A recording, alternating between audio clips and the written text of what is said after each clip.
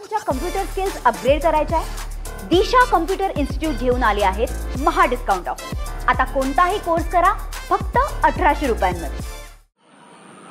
आज TV9नी education expo इथे 2 दिवस भरवलेला आहे। त्याला भेट देण्याचं खरं तर सौभाग्य मला प्राप्त झालं। एज्युकेशन फील्डमध्ये मी गेली 15 ते 20 वर्ष जवळजवळ एज्युकेशन फील्डमध्ये आहे, त्यामुळे मला विशेष आनंद होतो की या एक्सपोला मला यायला मिळालं। आत्ता जर तुम्ही बघितलं असेल तर JSPM असेल, टिमवी असेल, MIT असेल, ट्रिनिटी असेल, अशा खूप साऱ्या युनिव्हर्सिटीज इथे दिसत आहेत आणि मुलांना आणि पालकांना एज्युकेशनच्या बाबतीतला अवेअरनेस या निमित्ताने निर्माण होतो। जर तुम्ही आत्ता बघितलं असेल तर ज्यापासनं सेंट्रलनी NEPचं धोरण आणलं आहे त्यापासनं बाहेरच्या पण खूप साऱ्या युनिव्हर्सिटी आपल्याकडे यायला उत्सुक आहेत। पूर्वी आपल्याकडचे मुलं बाहेर जायला उत्सुक असायचे, पण आता प्रवाह थोडा उलटा झालेला आहे। बाहेरचे युनिव्हर्सिटी आपल्याकडे यायला उत्सुक आहेत, कारण आपल्याकडे स्टुडंट्स पण मिळणार आणि ते जर स्किल दिलं तर आपल्याला त्यांच्याकडे प्लेसमेंट्स पण मिळू शकतात। त्यांच्या मोठ्या इंडस्ट्रीज पण आपल्याकडे त्या निमित्ताने यायला उत्सुक आहेत। तर एज्युकेशन फील्ड आणि इंडस्ट्रियल फील्ड हे एकमेकांच्या बरोबर आता काम करायला लागलेलं आहे आणि ह्या सगळ्याची माहितीचं आपल्या पालकांना, आपल्या मुलांना अवेअरनेससाठी TV9ने हा जो पुढाकार घेतला त्याबद्दल TV9चे खूप खूप धन्यवाद। खरं तर विद्यार्थी देशामध्ये विद्यार्थ्यांच्या मनामध्ये प्रश्न असतात की कोणत्या साईडला जायचं, ॲडमिशन घ्यायचं आहे। अशा उपक्रमांमुळे विद्यार्थ्यांना माहिती होते। विद्यार्थ्यांना काय आवाहन कराल? कालपासून हा सगळा उपक्रम जो आहे तो TV9च्या वतीनं राबवला जातोय। आज सुद्धा दिवसभर विद्यार्थ्यांना या स्टॉलवरती येता येणार आहे। विद्यार्थ्यांना काय आवाहन?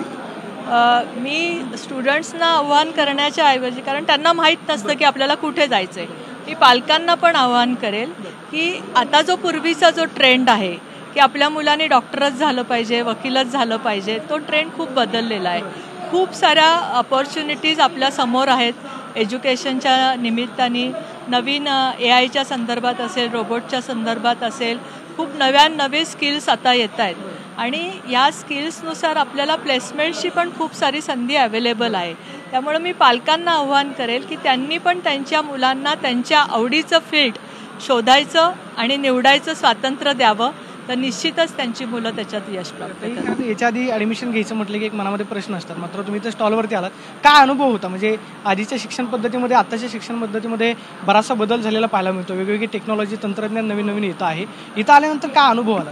नाही, मी आता बऱ्याचशा युनिव्हर्सिटीचं पण हे बघितलं आहे, बाहेरच्या पण आहे, गुजरातची पण एक युनिव्हर्सिटी आहे। आता आपण जर म्हणतो हे शिक्षण एक ग्लोबलाइज झालेलं आहे। आपल्याकडे जेवढे आता कनेक्शन्स आहेत, पूर्वी हे नव्हते। म्हणजे पूर्वी अमेरिकेला जाणारा जो विद्यार्थी असेल तर तो एखाद दुसरा दिसायचा, आज खूप आहेत। आणि मुळामध्ये आता जे शिक्षण पद्धतीत NEPमुळे जो बदल झालेला आहे ना, तर आता जी आपले मुलं आहेत, जे पूर्वी त्यांना असायचं की नाही मी बाहेर शिक्षण घेतलं तर मी बाहेरच राहील, तर नाही, तर त्यांना इथे संधी खूप अवेलेबल होतात। त्यामुळे शिक्षण दोन्हीकडे घेऊन आणि क्रेडिट्स मिळाल्यामुळे त्यांना खूप त्याचा फायदा पण होतो। सिम्बायसिस सारख्या युनिव्हर्सिटीज ज्या आता क्रेडिट देतात, बऱ्याच द्यायला लागल्यात, त्याचा फायदा घेऊन मुलं शिकतात आणि त्यांना खूप साऱ्या अपॉर्च्युनिटीज आता भारतामध्ये पण निर्माण झालेल्या आहेत। खूप खूप धन्यवाद ताई। तर या होत्या राज्यमंत्री माधुरी मिसाळ, त्यांनी TV9च्या एज्युकेशन एक्सपोला भेट दिलेली आहे आणि या प्लॅटफॉर्ममुळे विद्यार्थ्यांना ज्या आहेत पुढच्या अडचणी ज्या आहेत त्या नक्कीच दूर होतील आणि TV9चा उपक्रम जो आहे तो विद्यार्थ्यांसाठी दिशादर्शक ठरेल अशी प्रतिक्रिया माधुरी मिसाळांनी दिल्यास पाहायला मिळते। Camera person Yogesh Goroswami, Pradeep Kapse, TV9 Marathi, Pune. तुमच्या कम्प्युटर स्किल्स अपग्रेड करायच्या आहे?